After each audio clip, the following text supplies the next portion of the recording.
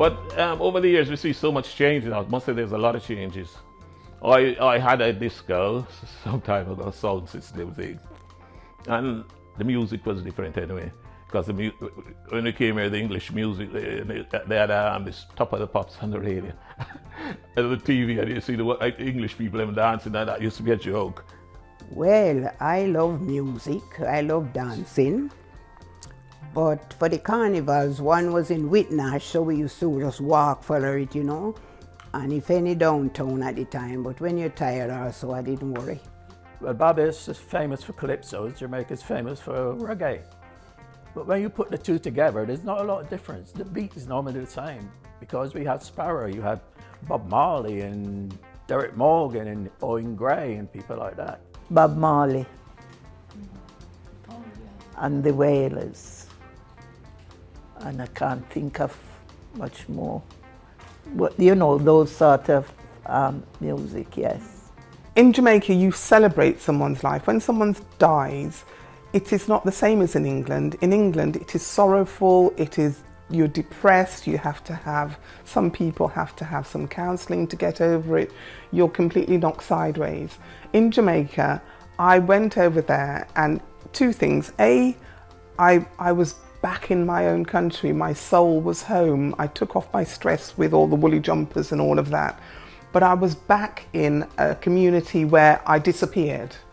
And that was just such an amazing feeling, just to be one of everyone rather than the one that stands out. Then when my dad wanted to come, my dad, he used to raise chickens, and he had the cows, so I think he had to sell his cows, sell his cow and everything, and he came over. In Barbados, we got flying fish that actually flies, and that's one of our main food. And another one we got home is black pudding and sauce, which is, we normally have that on a Saturday, black pudding and sauce. I still cook my rice and peas.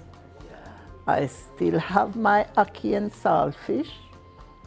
And when the breadfruit time, I have my breadfruit. And I can even get bami. The Jamaican food was hard to get, and there was an Indian guy who had a shop around the corner here, and he used to sell certain things. You could go in and get it.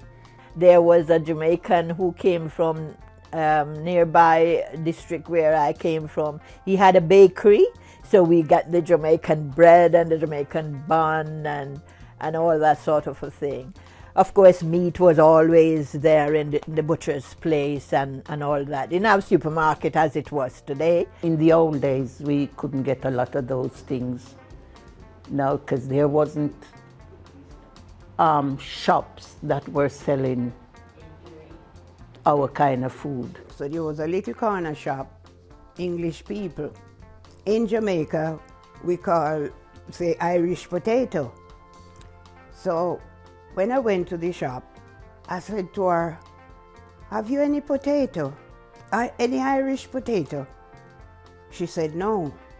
So I said, "Then what's this?" She said, "It's English."